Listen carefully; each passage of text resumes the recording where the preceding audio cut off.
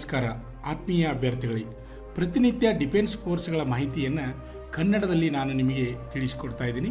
ಹಾಗಾದರೆ ಇವತ್ತಿನ ವಿಶೇಷ ಏನೆಂದರೆ, ಇವತ್ತಿನ ವಿಡಿಯೋದಲ್ಲಿ ಹೇಳುವುದೇನೆಂದರೆ, ಏರ್ಫೋರ್ಸ್ ಜಾಯಿನ್ ಆದ ಮೇಲೆ ಹೊರಗಿನ ಯಾವುದಾದ್ರೂ ಪರೀಕ್ಷೆ ಬರೆಯಬಹುದಾ ಮತ್ತು ಏರ್ಫೋರ್ಸ್ ನೌಕರಿ ಮಧ್ಯದಲ್ಲಿ ಬಿಟ್ಟು ಹೋಗಬಹುದಾ ಮತ್ತು ನೀವು ಯಾವಾಗ ನೌಕರಿ ಬಿಟ್ಟ ಮೇಲೆ ಪೆನ್ಷನ್ ತಗೊಳ್ಳಕ್ಕೆ ಅರ್ಹರಾಗಿರುತ್ತೀರಾ, ಹಾಗೆ ನೀವು ಯಾವಾಗ ನೌಕರಿ ಬಿಟ್ಟ ಮೇಲೆ ಎಕ್ಸ್ ಸರ್ವಿಸ್ ಮ್ಯಾನ್ ಕೋಟಾ ಸಿಗುತ್ತದೆ ಎಂದು ಈ ವಿಡಿಯೋದಲ್ಲಿ ನಾನು ನಿಮಗೆ ಹೇಳುತ್ತಿದ್ದೇನೆ.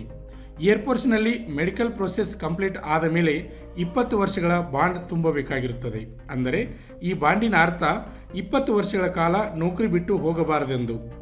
ಏರ್ಫೋರ್ಸ್ ಜಾಯಿನ್ ಆದ ಕೂಡಲೇ 6 ತಿಂಗಳ ಬೇಸಿಕ್ ಟ್ರೈನಿಂಗ್ಗಾಗಿ ಬೆಳಗಾವಿಗೆ ಕಳಿಸುತ್ತಾರೆ.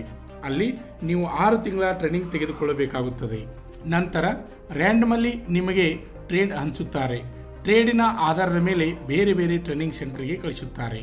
ನಂತರ ಟ್ರೈನಿಂಗ್ ಆದ ನಂತರ ಹೊರಗಿನ ಯಾವುದಾದರೂ ಪರೀಕ್ಷೆ ಬರೆಯಲು ಇಚ್ಛಿಸುತ್ತಿದ್ದರೆ ಅದನ್ನು ಏರ್ಫೋರ್ಸ್ ನಿರ್ಭರ ಮಾಡುತ್ತದೆ.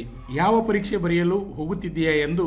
ಹಾಗೆ ನೀವು 12ನೇ ತರಗತಿ ಉತ್ತೀರ್ಣರಾಗಿ ಎಕ್ಸ್ ಅಥವಾ ವಾಯ್ ಗ್ರೂಪ್ ಜಾಯಿನ್ ಆಗಿದ್ದರೆ ಏರ್ಫೋರ್ಸಿನ ಒಂದಿಷ್ಟು ಯೂನಿವರ್ಸಿಟಿಯಿಂದ ಗ್ರ್ಯಾಜುಯೇಷನ್ ಪೋಸ್ಟ್ ಗ್ರ್ಯಾಜುಯೇಷನ್ ಮಾಡಬಹುದು.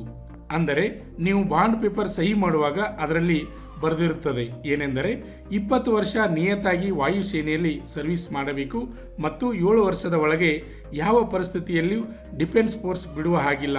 ಹಾಗೆ UPSC ಸ್ಟೇಟ್ PSS ಎಕ್ಸಾಮ್ ಬರೆಯಬೇಕಾದರೆ, ಅಂದರೆ first class second class officer ಆಗಬೇಕೆನಿಸಿದರೆ ಮೊಟ್ಟ ಮೊದಲು ಕಮಾಂಡರ್ ಆಫೀಸರ್ನಿಂದ ಪರ್ಮಿಷನ್ ತೆಗೆದುಕೊಳ್ಳಬೇಕಾಗುತ್ತದೆ.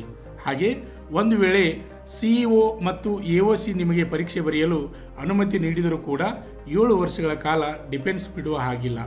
ಒಂದು ವೇಳೆ 7 ವರ್ಷ ಕಂಪ್ಲೀಟ್ ಮಾಡಿದ್ದರೆ ಹೊರಗಿನ ಯಾವುದೋ ಒಂದು ನೌಕರಿ ಸಿಲೆಕ್ಷನ್ ಆಗಿದ್ದರೆ ಸೇರಿಕೊಳ್ಳಬಹುದು. ಇನ್ನು ಮುಂದೆ ನೋಡುವುದಾದರೆ ಎಷ್ಟು ವರ್ಷಗಳ ನಂತರ ನೌಕರಿ ಬಿಟ್ಟ ಮೇಲೆ ಪೆನ್ಷನ್ ಸಿಗುತ್ತದೆ ಎಂದು. ನೀವು 20 ವರ್ಷಗಳ ಬಾಂಡ್ ಪೇಪರ್ಗಳಲ್ಲಿ ಸಹಿ ಮಾಡಿರುತ್ತೀರಾ. ಅಂದರೆ ನೀವು ಹೆಚ್ಚು ಕಮ್ಮಿ 15 ವರ್ಷಗಳ ಕಾಲ ಆದರೂ ಸರ್ವಿಸ್ ಮಾಡಿ ರಿಟೈರ್ಡ್ ಆದರೆ ಮಾತ್ರ ಪೆನ್ಷನ್ ಪಾತ್ರರಾಗುತ್ತೀರಾ. ನಂತರ ನೋಡುವುದಾದರೆ ಎಕ್ಸ್ ಸರ್ವಿಸ್ ಮ್ಯಾನ್ ಕೋಟಾ. ಇದು ನಿಮ್ಮ ಫ್ಯಾಮಿಲಿ, ಅಂದರೆ ನಿಮ್ಮ ಮಕ್ಕಳಿಗೆ ನೌಕರಿ ಸೇರಲಿಕ್ಕೆ ಅನುಕೂಲವಾಗುತ್ತದೆ.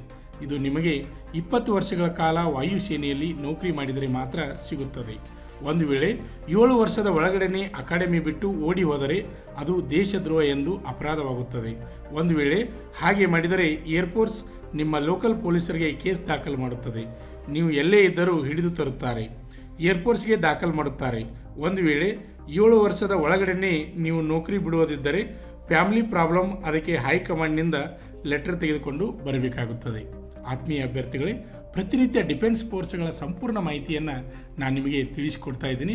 ಇನ್ನೂ ಯಾರು ನಮ್ಮ ಯೂಟ್ಯೂಬ್ ಚಾನಲನ್ನು ಸಬ್ಸ್ಕ್ರೈಬ್ ಆಗಿಲ್ಲ ಅಂಥವರು ಈ ಕೂಡಲೇ ಸಬ್ಸ್ಕ್ರೈಬ್ ಆಗಿ, ಏಕೆಂದರೆ ಪ್ರತಿನಿತ್ಯ ಪ್ರತಿಯೊಂದು ಡಿಫೆನ್ಸ್ ಫೋರ್ಸ್ಗಳ ಮಾಹಿತಿಯನ್ನು ನೀವು ಕನ್ನಡದಲ್ಲಿ ತಿಳಿದುಕೊಳ್ಳಬಹುದು. ಅದೇ ರೀತಿಯಾಗಿ ಈ ವಿಡಿಯೋ ನಿಮಗೆ ಇಷ್ಟವಾದರೆ ಲೈಕ್ ಮಾಡಿ, ಹಾಗೆ ನಿಮ್ಮ ಸ್ನೇಹಿತರಿಗೆ ಶೇರ್ ಮಾಡಿ. ಜೈ ಹಿಂದ್. ನಮಸ್ಕಾರ. ಪಾಲಕರ ಆಶೀರ್ವಾದ, ಯುವಕರ ಪ್ರೋತ್ಸಾಹದಿಂದ ನಮ್ಮ ಸಂಸ್ಥೆ 2004ರಲ್ಲಿ ಪ್ರಾರಂಭವಾಗಿ ಈಗ 2023ಕ್ಕೆ 19ನೇ ವರ್ಷದಲ್ಲಿ ಮುನ್ನಡೀತಾ ಇದೆ.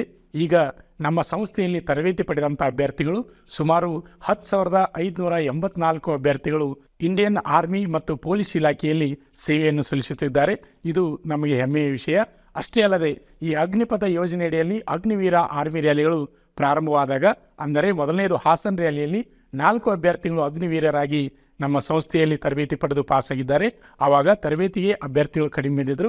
ಅದೇ ರೀತಿಯಾಗಿ ಹಾವೇರಿ ಅಗ್ನಿವೀರ ಆರ್ಮಿ ರ್ಯಾಲಿಯಲ್ಲಿ 52 ಜನ ಅಗ್ನಿವೀರರಾಗಿ ಆಯ್ಕೆಯಾದರು ಮೊದಲನೇ ಫಲಿತಾಂಶದಲ್ಲಿ. ಅದೇ ರೀತಿಯಾಗಿ ಆಮೇಲೆ ರಿಸರ್ವೇಷನ್ದಲ್ಲಿ ಮತ್ತೆ 3 ಜನ ಪಾಸಾದರು. ಒಟ್ಟು ಹಾವೇರಿ ರ್ಯಾಲಿಯಲ್ಲಿ 55 ಜನ ಅಗ್ನಿವೀರರಾಗಿ ಆಯ್ಕೆಯಾಗಿದ್ದಾರೆ. ಅಷ್ಟೇ ಅಲ್ಲದೆ ಬೆಳಗಾವಿ AROದಿಂದ ನಡೆಯತಕ್ಕಂಥ ಬೀದರ್ ಆರ್ಮಿ ರ್ಯಾಲಿಯಲ್ಲಿ ಒಟ್ಟು 25 ಜನ ಅಭ್ಯರ್ಥಿಗಳು ನಮ್ಮ ಸಂಸ್ಥೆಯಿಂದ ಅಗ್ನಿವೀರರಾಗಿ ಆಯ್ಕೆಯಾಗಿದ್ದಾರೆ. ಅಗ್ನಿವೀರರಾಗಿ ಆಯ್ಕೆಯಾದ ಎಲ್ಲ ಅಭ್ಯರ್ಥಿಗಳಿಗೆ ನಮ್ಮ ಸಂಸ್ಥೆಯ ಎಲ್ಲ ಸಿಬ್ಬಂದಿಯ ಪರವಾಗಿ ಹಾಗೂ ಸಂಸ್ಥೆಯ ಪರವಾಗಿ ಹೃದಯಪೂರ್ವಕವಾಗಿ ಅಭಿನಂದನೆಗಳನ್ನು ಸಲ್ಲಿಸುತ್ತೇನೆ. ಆತ್ಮೀಯ ಯುವಕರೇ ಮತ್ತು ಪಾಲಕರೇ, ಇದೇ ರೀತಿ ಪ್ರೋತ್ಸಾಹ ನಮ್ಮ ಸಂಸ್ಥೆ ಮೇಲೆ ನಿಮ್ಮದು ಇರಲಿ. ಹೀಗೆ ನಮ್ಮ ಸಂಸ್ಥೆ ಬೆಳೆಯಲು ಸಹಕರಿಸಿ. ನಮಸ್ಕಾರ. ಮತ್ತು ಹವಾಲ್ದಾರ್ ತರಬೇತಿ. SSLC ಪಾಸ್ ಆದ ಪುರುಷ ಹಾಗೂ ಮಹಿಳಾ ಅಭ್ಯರ್ಥಿಗಳಿಗೆ MTS ಮತ್ತು ಹವಾಲ್ದಾರ್ ಹುದ್ದೆಗಳಿಗೆ ಪೂರ್ವಭಾವಿಯಾಗಿ ದೈಹಿಕ ಹಾಗೂ ಲಿಖಿತ ಪರೀಕ್ಷೆಯ ತರಬೇತಿ ಕೊಡಲಾಗುವುದು. ಪ್ರವೇಶ ಪ್ರಾರಂಭವಾಗಿವೆ. ಪಾಲಕರ ಆಶೀರ್ವಾದ, ಯುವಕರೇ ಪ್ರೋತ್ಸಾಹದಿಂದ ಸರ್ಕಾರದಿಂದ ಮಾನ್ಯತೆ ಪಡೆದು ಕರ್ನಾಟಕದಲ್ಲಿ ಯಶಸ್ವಿಯಾಗಿ 18ನೇ ವರ್ಷದಲ್ಲಿ ಮುನ್ನಡೆಯುತ್ತಿರುವ ಸಂಸ್ಥೆಯಿಂದ ಇಂಡಿಯನ್ ಆರ್ಮಿಯಲ್ಲಿ Agniveer tradesman, Agniveer general duty, Agniveer clerk, Agniveer storekeeper ಮತ್ತು ಟೆಕ್ನಿಕಲ್ ಹುದ್ದೆಗಳಿಗೆ 8ನೇ ತರಗತಿ, 10ನೇ ತರಗತಿ ಮತ್ತು ಪಿಯುಸಿ ಪಾಸಾದ ಅಭ್ಯರ್ಥಿಗಳಿಗೆ ಅಗ್ನಿವೀರ ಇಂಡಿಯನ್ ಆರ್ಮಿ ರ್ಯಾಲಿಯಲ್ಲಿ ಸೇರಬಯಸುವ ಅಗ್ನಿವೀರರಿಗೆ ಪೂರ್ವಭಾವಿಯಾಗಿ ದೈಹಿಕ ಹಾಗೂ ಲಿಖಿತ ಪರೀಕ್ಷೆಯ ಪೂರ್ವಭಾವಿ ತರಬೇತಿ ಕೊಡಲಾಗುವುದು. ವಿಮೆನ್ ಮಿಲಿಟರಿ ಪೊಲೀಸ್, ಸ್ಟೇಟ್ ಹಾಗೂ ಸೆಂಟ್ರಲ್ ಪೊಲೀಸ್ ಕಾನ್ಸ್ಟೇಬಲ್ ಮತ್ತು ಎಸ್ಎಸ್ಸಿ, ಜಿಡಿ ಹಾಗೂ ಮುಂದೆ ನಡೆಯುವ ಅಗ್ನಿವೀರ ಆರ್ಮಿ ರ್ಯಾಲಿಗೆ ಪುರುಷರ ಹಾಗೂ ಮಹಿಳಾ ಅಭ್ಯರ್ಥಿಗಳಿಗೆ ದೈಹಿಕ ಹಾಗೂ ಲಿಖಿತ ಪರೀಕ್ಷೆಯ ತರಬೇತಿ ಕೊಡಲಾಗುವುದು. ಹಾಸ್ಟೆಲ್ ಸೌಲಭ್ಯ ಕೂಡ ಇರುತ್ತೆ. ಸಂಪರ್ಕಿಸಿ ಶ್ರೀ ಮಂಜುನಾಥ ಸೈನಿಕ ತರಬೇತಿ ಕೇಂದ್ರ, ಮೂಡಲಗಿ, ತಾಲೂಕು ಮೂಡಲಗಿ, ಜಿಲ್ಲೆ ಬೆಳಗಾವಿ, ರಾಜ್ಯ ಕರ್ನಾಟಕ. ತರಬೇತಿ ಪಡೆಯಲು ಬರುವಾಗ 3 photo, Aadhaar card xerox, SSLC marks card xerox ಅಥವಾ ಟಿಸಿ ಜೆರಾಕ್ಸ್ ಮತ್ತು ಊಟ ಮಾಡಲು 1 ಪ್ಲೇಟ್ ಹಾಗೂ ಗ್ಲಾಸ್, ಜೊತೆಗೆ ಹಾಸಿಗೆ, ರನ್ನಿಂಗ್ ಶೂಸ್ ಮತ್ತು ತಮಗೆ ಬೇಕಾದ ಇತರೆ ವಸ್ತುಗಳಿನ ತಾವೇ ತರಬೇಕು. ಪ್ರವೇಶ ಪ್ರಾರಂಭವಾಗಿದೆ.